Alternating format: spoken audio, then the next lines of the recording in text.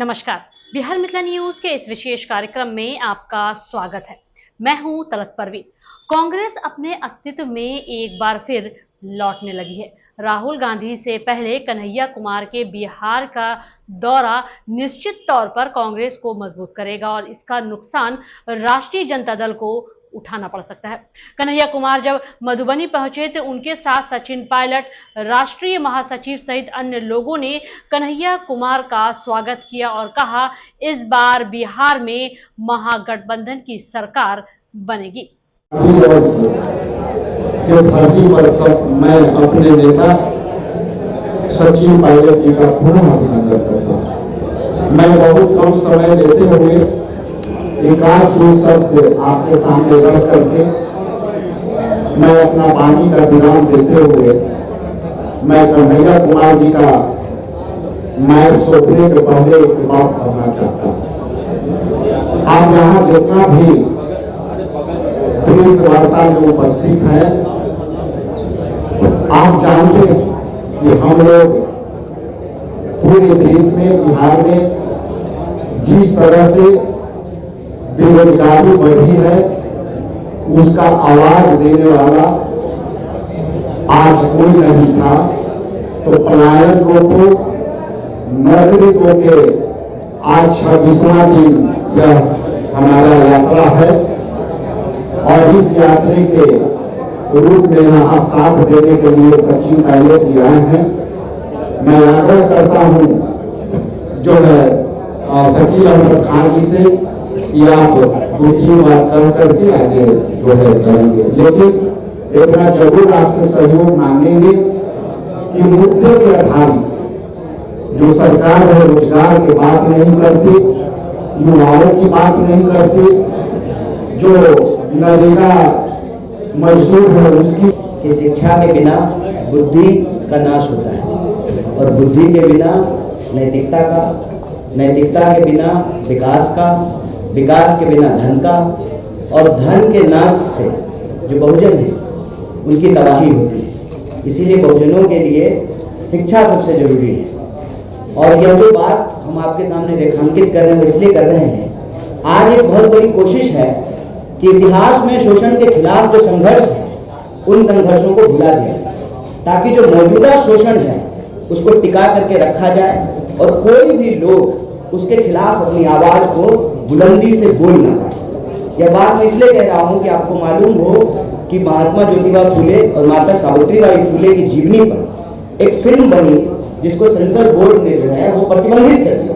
तमाम प्रोपेगेंडा फिल्में बनती हैं, अलग अलग फाइल, पता नहीं कौन कौन सा फाइल निकल रहा है, लेकिन जो हमारा शोषण के खिलाफ संघर्ष का इतिहास है उसको नहीं दिखाने दिया जा रहा, ताकि हम चुपचाप बर्दाश्त करते रहें पलायन को, गरीबी को, बेकारी को, आसमान छूती महंगाई को, अव्यवस्था को, और इसके खिलाफ कोई आवाज नहीं बुलंद करे। तो यह जो पलायन रोको नौकरी दो यात्रा है, यह यात्रा इतिहास के हमारे शोषण के खिलाफ संघर्षों को जोड़ना और मौजूदा समय में जो शोषित, वंचित, पीड़ित लोग हैं, किसी भी जाति के गरीब लोग, दलित, पिछड़े, अति पिछड़े, महिलाएं, आदिवासी, किसान, मजदूर, बिहार के आम आवाम के सवाल को हम उठा सकें। और यह यात्रा विभिन्न जिलों से होते हुए आज पटना पहुंची है और वही अपना हक की बात करने के लिए हम आज मुख्यमंत्री जी से मिलने का प्रयास करेंगे। इस यात्रा के दौरान हम विभिन्न जिलों से जब गुजरे तो लगभग 1 लाख प्रभावित वर्ग के छात्रों और नौजवानों से मिले। हर जिले में प्रेस कॉन्फ्रेंस हुई और वो उस जिले का जो स्थानीय मुद्दा था उसको हम लोगों ने उठाया है। आज हम उम्मीद करते हैं कि बिहार के मुखिया जो बिहार की आवाज़ है, जो बिहार की मांग है, उसको सुनेंगे और उसका समाधान निकाल करके बिहार प्रगति के रास्ते पर, समानता और बराबरी के रास्ते पर, न्याय के रास्ते पर आगे बढ़ेगा। बहुत बहुत शुक्रिया। उस यात्रा का उद्देश्य क्या था आप सब ने भी सुना कि बिहार के नौजवानों को पलायन करने के लिए जो मजबूर किया जा रहा है उस पर रोक लगाई जाए। नौकरी और बेहतर अवसर ढूंढने के लिए ऐसा नहीं है कि लोग बाकी प्रदेशों से दिल्ली मुंबई नहीं जाते हैं या बड़े शहरों में नहीं जाते हैं, विदेश नहीं जाते हैं, लेकिन वो बेहतर अवसर तलाशने के लिए जाते हैं, उसमें किसी को आपत्ति नहीं है। लेकिन पलायन लोग किस परिस्थिति में करते हैं इस पर हमें ध्यान देना पड़ेगा। अव्यवस्था, गरीबी, लाचारी, अविश्वास, जिस जिले, गांव, देहात में लोगों को मन में विश्वास नहीं है कि हम 2 जून की रोटी कमा सकते हैं, BA MA करने के बाद भी नौकरी के नाम पर छलावा मिलेगा, अधिकार के नाम पर लाठी मिलेगी, तो मजबूरन बच्चियों का पेट पालने के लिए जो लोग प्रदेश छोड़कर जाते हैं।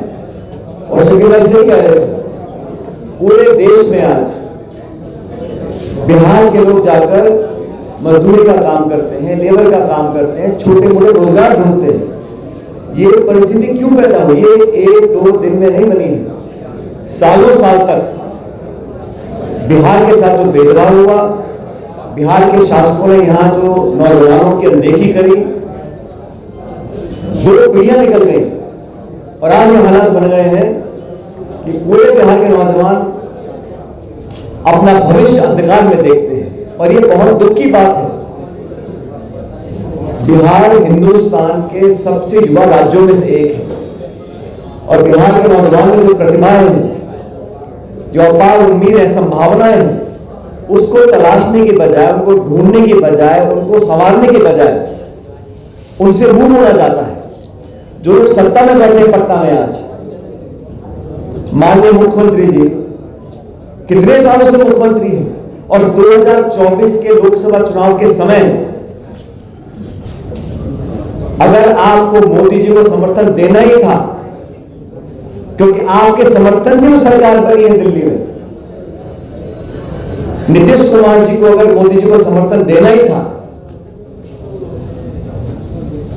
तो बिहार के नौजवानों के लिए 10-20 लाख नौकरी मांग लेते, हमें बुरा नहीं लगता।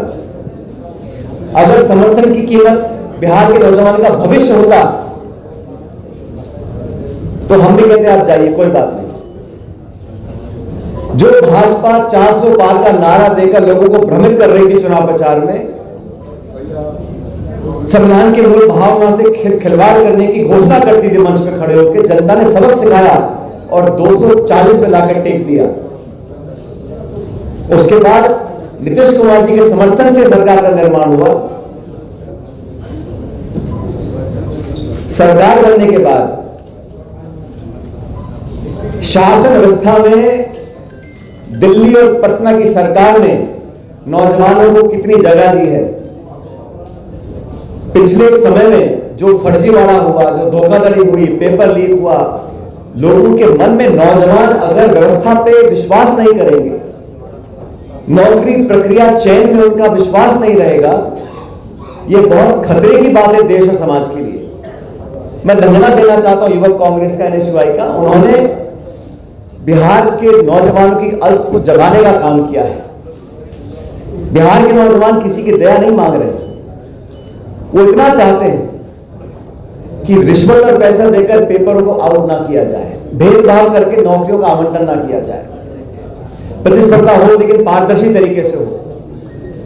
नौजवान नौकरी मांगे, सरकार को कोई चिंता नहीं, सत्ता में रहने की उम्मीद हर राजनीतिक दल को होती है और मैं इसको बुरा नहीं मानता हूं, लेकिन जब इतने लंबे समय तक बार बार मौका लेने के बावजूद इन 20 सालों में कितने लोगों के भविष्य की चिंता करी है। आज लाखों लाख नौजवान बिहार के संभावनाओं को समाप्त होते देख अलग अलग राज्यों में जाते हैं। हम लोगों ने जवाबदेही तय करने के लिए इस यात्रा को निकाला। 26 दिन तक इस भीषण गर्मी में इस सैकड़ों नौजवान चले और आज मुख्यमंत्री से मिलने का समय मांगा है और पूछना चाहते हैं कि जिस प्रधानमंत्री को आपने हजारों हजार DNA के सैंपल भेजे थे, बिहारी अस्मिता का आपने उनको चैलेंज किया था, वही बिहारी आज आप नौजवान नौकरी मांग रहे हैं। क्या आप दिल्ली जाके उनसे कहेंगे कि बिहार के नौजवानों को 20 लाख नौकरी दीजिए?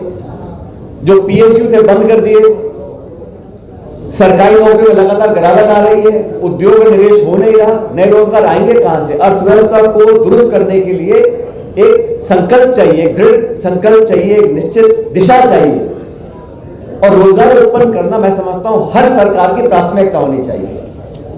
कि बिहार के लोग बहुत समझदार हैं, बहुत लंबे समय से वो राजनीति, जाति, बिरादरी, धर्म के नारे पर अपना वोट देते आए होंगे, लेकिन आज बिहार में लोग समझ गए हैं कि कौन वोट लेने के बाद वादा खिलाफी करता है। इस यात्रा से हमने राहुल गांधी जी से प्रेरणा ली है। राहुल गांधी जी, खड़गे, हमारी पूरी पार्टी, अभी 2 दिन पहले हम लोगों ने अधिवेशन किया है अहमदाबाद के अंदर, और वहां पर स्पष्ट रूप से हम लोगों ने अपने प्रस्ताव में भी अनुमोदन किया है और नौजवानों के भविष्य की चिंता कांग्रेस पार्टी के लिए एक बहुत बड़ा मुद्दा है। इसको बार बार हम लोग रेखांकित करते हैं अपनी पार्टी के अंदर और देश भर में, क्योंकि युवा का जब समय निकल जाता है, कोई बच्चा बच्ची ओवरएज हो जाते हैं, तो फिर उसको कोई भरपाई नहीं कर सकता है।